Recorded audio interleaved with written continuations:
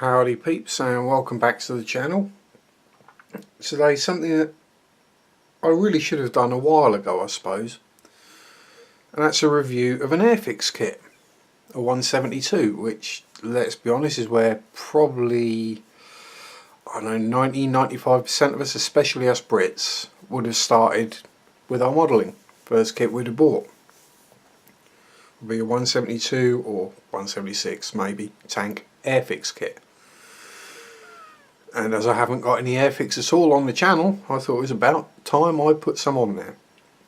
Now, I've ordered this specifically for a group build which is currently ongoing. I believe it's called the Brit 72 build. It's on Tim Hedworth, Super Ted's Facebook group, British Aviation in Scale, so go check that out. Good bunch of guys over there. Well run, nice group to be part of. So, what do we get? Well, we get the usual Airfix box art, obviously no longer done by Roy Cross, but it's an A2B by the looks of things. Very nice picture, couple of the two schemes, and a few random pickies on the outside of the box, upside down. Paint call outs, bit of bump about the planes, and the usual Airfix Club stuff on the back. I believe this is only a couple of years old, this kit, the Hawker Typhoon 1B, and I've built it before and it is a really quite a nice little kit to put together. Typical Airfix style, all the sprues are in one bag, but for a little 172 that's quite a lot of plastic. And we've got our instructions and our decals are probably in there as well. So we'll pop the box and the instructions out of the way and we'll get to the bag. While I'm doing this, I will just say, well, I understand, and I've fallen for the same pitfalls. Most of us with YouTube channels do tend to review the more expensive kits, the more kits more aimed at the serious modeler. You know, hundreds of parts, photo etch resin, all that shiny stuff. Whereas the vast majority of people who build models do it for a little bit of fun, and this is the kind of thing they buy. So let's have a look-see. Now I'm going to have to zoom you in because everything's so small, being 172. I will try and get this more centralised and zoom in a little further. Here we go, right. I'll grab a pointing device. So first sprue, which happens to be sprue B, and we have the right size fuselage half, the propeller, a couple of drop tanks or bombs, the rudder, landing gear doors, cockpit floor and wing spars. Not a huge amount on here, but all good bits. As you can see, Airfix panel lines are Airfix panel lines. They are over scale, but it's kind of a thing that Airfix have. But everything's still crisp, nicely moulded. A nice stretch skin effect on the fabric on the rudder. We don't appear to have any flash on the propeller. And the one piece with the cockpit floor with the floorboards and everything is a nice touch. Gear doors, they look okay to me too. And on the inside, yes, there are some ejector pin marks, that one and that one, and all these obviously won't be a problem.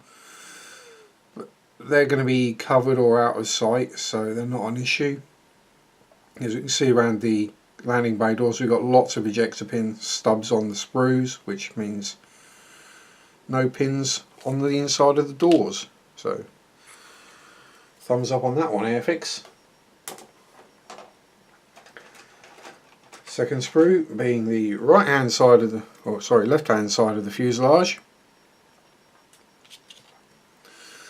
The little pilot figure who, yeah, I don't really know anyone who uses those.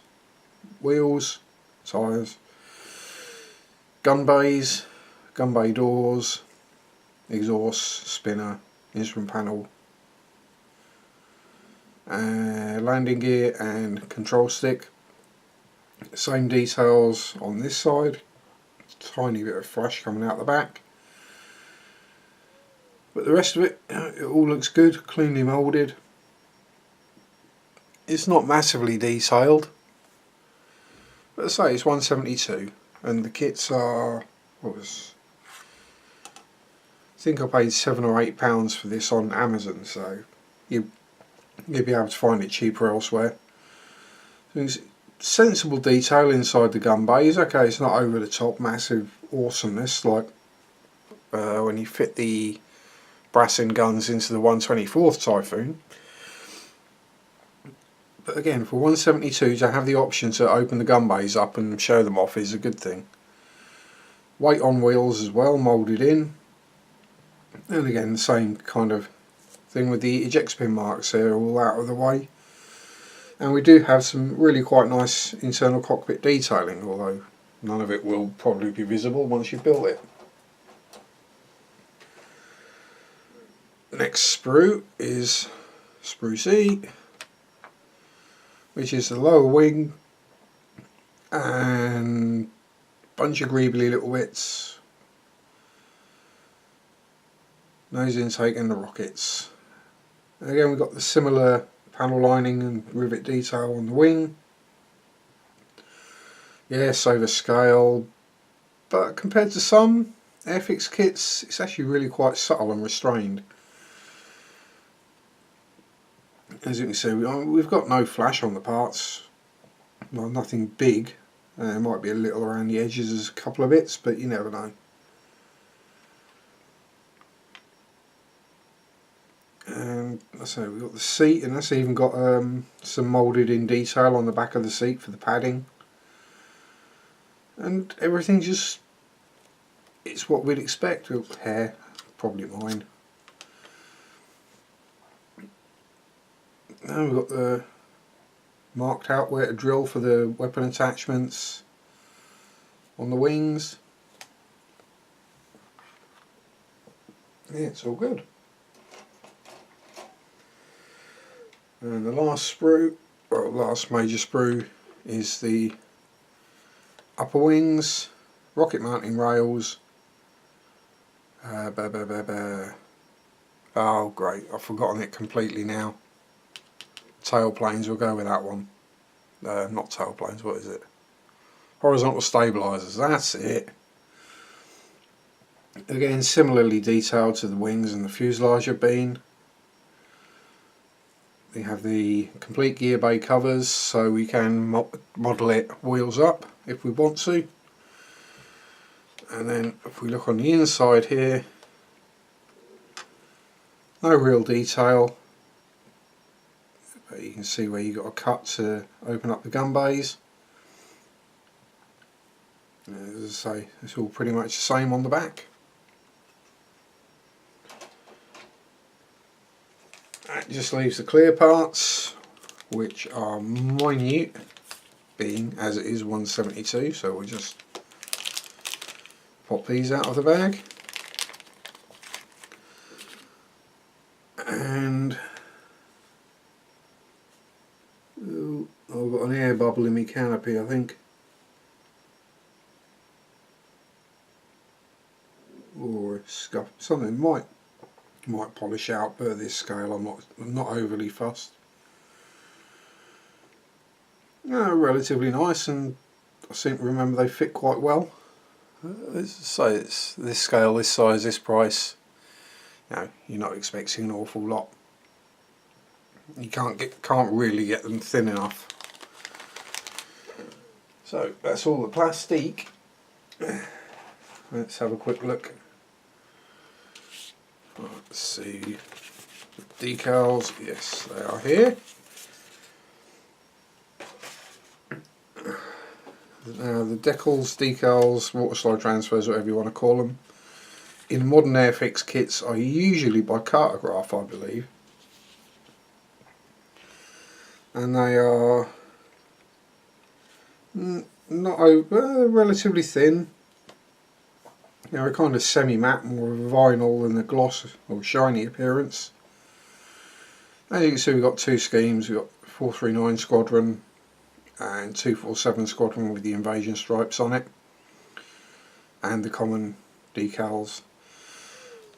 It is nice to see a decal sheet demarcated like this, where you have the common decals which every scheme uses, and then the various decals for the different schemes are separated out.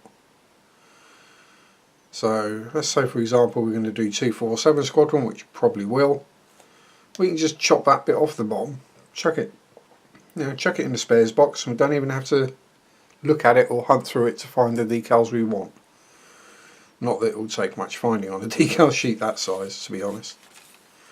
But yeah, they look good. They'll go down well, I have no doubt about that. And finally we have the Distracciones. Right, let's zoom us back out again because it's wrong way. Make you feel seasick. Just black and white printed paper, stapled together.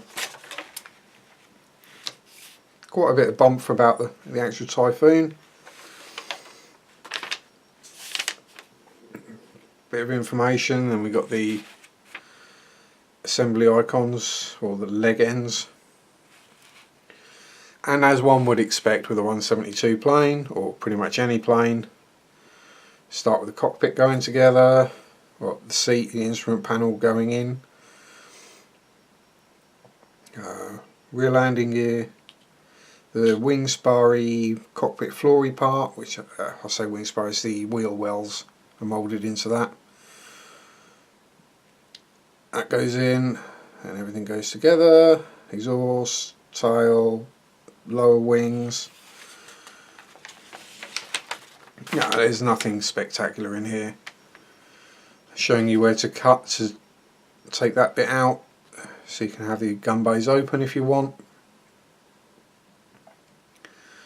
Up wings going on, landing gear going on, wheels going on. If you wanted to do it gear up, there's that option. Rocket rails going on, or the bomb mounts, rocket rails with bombs. Spinner and prop assembly go together. Then basically the rest of it goes on. And then we do get colour callouts. Admittedly, the colours are all going to be in Humbrol. It's an Airfix kit. They're going to promote their own brand of paints. Can't blame them for that. And you know, as a more experienced modeller, especially with a collection of paints, most of us have probably got an RAF paint set, so we'll have medium sea grey, dark green, ocean grey, matte olive drab, then a black, a red and a yellow. But the colours may not quite be accurate, but it's, for a colour call out, it shows you exactly what you need to know, where the colours are, where the decals go, all clearly annotated. And then we get the other scheme, which same main paint scheme, it's got the black prop and no invasion stripes. Now I'm not sure whether I'd paint or use the decals. I might use the decals, we shall see, for the invasion stripes. And that's our lot. So it's a relatively quick little review there. It didn't take too much because there's not too much of it. But as I say, what we tend to forget as modellers when we're building the latest greatest Edward or Dragon or Meng or whatever, we forget that majority of the model kits sold are going to be this kind of thing. I don't know whether it's snobbery or what, and I'm going to include myself into this, I'm not blameless.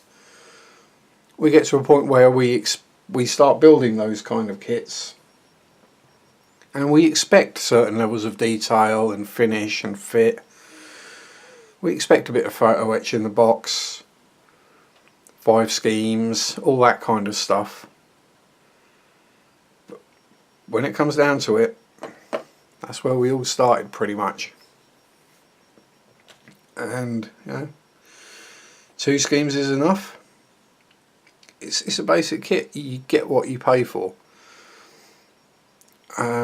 I've seen, you know, there are 1/72 scale kits out there of similar size type of planes that are £20–30. Okay, they got finer detail and they may have a little bit of etch or whatever in them, but you know, for a good fun build, you can't really go wrong with especially a newer tool Airfix kit. Some of the older ones, dodge, avoid, but the newer tooled ones are really good. If you're not sure how old a kit is, you can always check on ScaleMates, www.scalemates.com, and put the number in, either the kit number or just Airfix Hawker Typhoon 172, and it will come up with a timeline showing, which will show you all the various reboxings of the kit and when it was first built or moulded. So you know, that way you can tell if you're getting a knacky old kit in a nice shiny box, or you're getting a newish kit in a new box.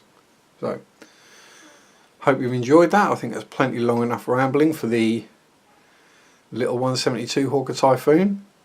Again, I'll say, pop over to Tim Hedworth's page, British Aviation in Scale, on Facebook. Really nice place to be. Cool guys, well run, blah blah blah. I'll say the Britbird 72 or Brit 72, I forget exactly what it's called as a group build, is running until the 17th of December. Which, no, it's like, yes, I will be able to build this before the 17th of December and get it painted and weathered and finished. That's not a problem. But for some it might be a bit late to join that one, but you know, there'll be new group builds coming up next year as well. Also on ISM, International Scale Modeler, I think the vote for the next year's group builds will be going up fairly soon. There's certainly some interesting ideas on there. But anyway, hope you've enjoyed the video. Definitely enjoy your modelling. Have fun. Rock on. Peace out. I'm going to start this puppy. Bye bye.